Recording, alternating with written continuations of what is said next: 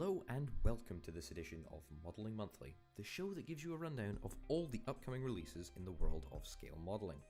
Only interested in one type of scale model? You can skip right to the section of the video to see new releases for that category. Just check the timestamps in the description or see on screen now. And be sure to follow us on Twitter to stay up to date when we release new episodes of this show and others. And please bear with me whilst I find my feet with this series.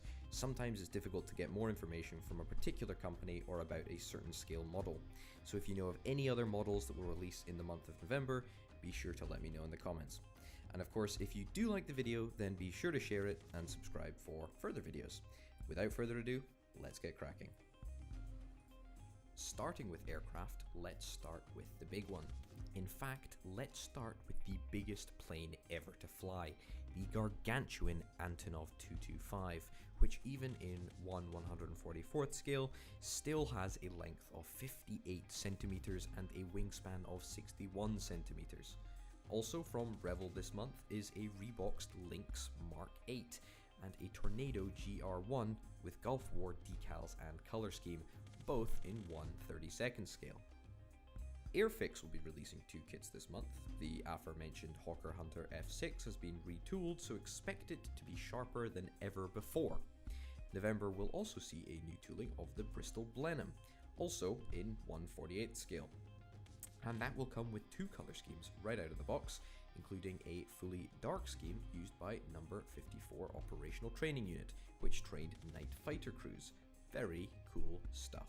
Hasegawa are bringing out the F-35 Lightning II Type B in 1/72nd scale with the Japanese Air Self-Defense Force decals, as well as the torpedo bomber Nakajima B5N with Pearl Harbor Attack Corps decals.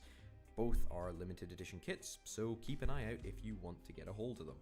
In late November/early December, Wingnut Wings will start shipping their 1/32nd scale Halberstadt CL2 early or late edition kits.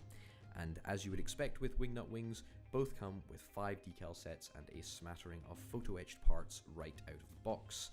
Both sets, however, will set you back a cool $129 US. A couple of nice kits coming from Eduard this month. There's two in 1/72nd scale. That's the Avia B5342 series, and that's a little known Czechoslovakian biplane that saw usage at the start of World War II. The other kit in 1/72nd is the B24 Liberator, the Riders in the Sky 1945 edition. In 1/48th scale, Eduard are releasing the Focke-Wulf 190A2 with a bunch of decals, as well as reissuing the PE2 Peshka. ICM are coming out with a few kits this month, but details are kind of sketchy on these. There's a 1/48th scale Heinkel HE111H, a 1/32nd scale I-16 Type 29, and finally the Dornier DO17Z2, I think that's how you say it, in 1/48th scale. From Trumpeter, there's going to be a re-release of the 1/48th scale L59 Albatross, which I believe is coming with a few new parts, but no confirmation on that. Zvezda have actually just brought out their 737-8 MAX kit in 1/144th scale, which is an update on their 2017 737-800 kit. That was just put out during the making of this video, so I guess it's already out, and you can find a link to it in the description down below. And finally, just jumping back to Revell, they've got a few kits in the pipeline which we're still waiting on a release date for. That's the JU-52-3M in 1/48th scale, and the C-54D Thunderbirds, also in 1/48th scale. Hopefully I'll be able to update you in a few months on the status of these kits. Let's jump on over to tanks and armor, and the first kit that we're going to talk about is a bit cheeky, really, as this was technically released in October a few weeks ago. However, given that Accurate Armor don't tend to announce their new products in advance, I thought it was only fair to talk about this gorgeous wee kit of the Longline Light Strike vehicle. It doesn't actually list the scale on the listing page, but it looks like a cool set nonetheless. And I've actually confirmed with the manufacturer that it's 1/35th scale, so very cool indeed. Hobby Boss are bringing out 2 model kits in November, both in 1/35th scale. They are bringing out a Panzer Tiger II as well as an M3A1 Scout vehicle towing a 122mm howitzer M30. Interestingly, the M3A1 was American made and over 3,000 were supplied to the Soviet Union via Lend-Lease, so this would certainly make a nice little diorama piece of an American made scout car pulling a piece of Soviet artillery. Revell are releasing one kit this month, and that's the Jagdpanzer 38T Hetzer in 1/72nd scale. Of course, my pronunciation is not guaranteed for anything. And that's a German light tank that was based on the chassis of a pre-World War II Czechoslovakian tank. Tamiya are coming out with a few good kits this month, including the American M3A1 in 1/35th scale, which we talked briefly about earlier. They are also re-releasing a few kits as special editions to commemorate 50 years of the 1/35th Military Miniature Series. And that is the Panzer IV and the Panther, both obviously in 1/35th scale, and they come with a few extras right out of the box. A few good kits from Trumpeter this month as well. In 1/35th scale, we'll see the 2P16 launcher with the Frog 5 missile, the Soviet World War II heavy tank prototype, the KV-9, and the Soviet self-propelled artillery gun, the Su-102. In 1/72nd scale, there's one tank, and that's the Russian T-62 with the BDD modification. No further details on these vehicles, unfortunately, so pay attention to the Trumpeter website if you're looking to build one of these kits. And finally, from Zvezda, we have the Russian heavy infantry fighting vehicle, the T-15 Armata. That's in 1/72nd scale, and it was actually released whilst this video was being made, but I've included it anyway as it looks like an absolutely cracking kit. Jumping on over to the road, Revell are bringing out a limited edition AC/DC themed truck and trailer set in 1/32nd scale. The set features the tour truck design for their album Rock or Bust, so if you're looking to infuse some musical notes into your modelling, then this may very well be the kit for you. Revell are also bringing out a Porsche 356 Cabriolet in 1/32nd scale, as well as a Honda CBX 400F in 1/12 scale. Hasegawa are bringing out a bunch of kits for the road, so to speak, including the Honda F1 RA272, and that's got the decals from the Mexican Grand Prix Championship.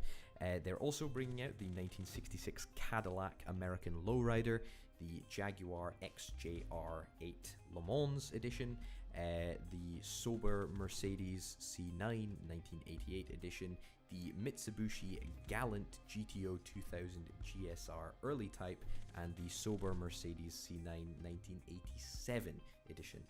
All of those cars are in 1/24th scale, and they're limited items according to Hasegawa, so keep your eyes peeled for those. The Galant also comes with a few new parts, so there you go.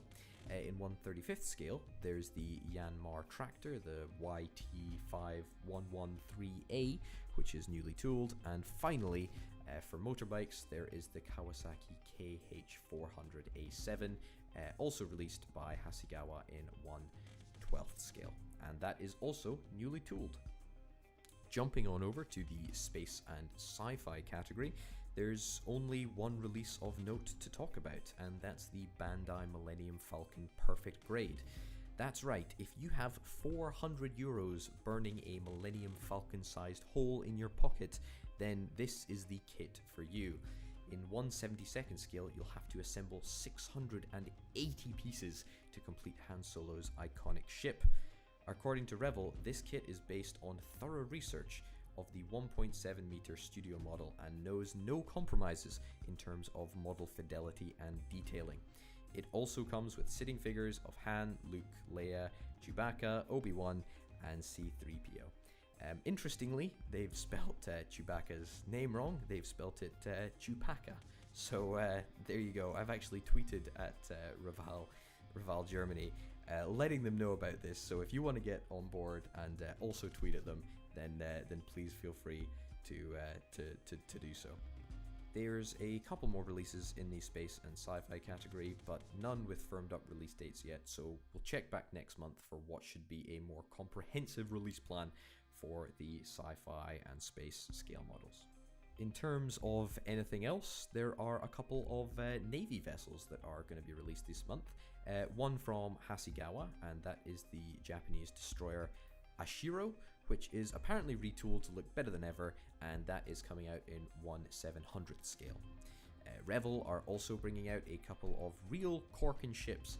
Firstly, the HMS King George V in 1/1200th scale, and secondly, the Russian bark Krusenstern. I think I'm saying that correctly, and that's a 4-masted sail ship that was built in Germany and surrendered to the Soviet Union in 1946 as war reparations, interestingly enough. Finally, from Trumpeter, we'll see the American aircraft carrier USS Constellation CV-64 in 1/700th scale. Details, again, for Trumpeter kits are a bit light on the ground, but certainly an interesting build for sure. And with that brings us to the end of our first episode of Modeling Monthly. If you would like to join me in the campaign to get Chewbacca's name changed, then please do tweet at Revel Germany. You can do that by just heading on over to the link in the description, which will take you to their Twitter page, and just write them a tweet, or perhaps drop them an email if you feel that strongly about it. If there are any other kits that are releasing in December that you think I should be aware of for the next edition of Modeling Monthly, then please let me know in the comments. You can also email me, check the link in the description. And if there are any November releases that I missed, then you can let others and myself know in the comments. I'll be around there, so please just make sure to put it in the comments. And as I mentioned earlier, if you do like the video, then be sure to share it and subscribe for further videos. It really does help the channel out. So thank you very much for watching. I'm still trying to find my feet with regards to the tone and the content of these videos. So again, if you have any suggestions or feedback, then please do let me know in the comments down below. Cheers and happy modeling.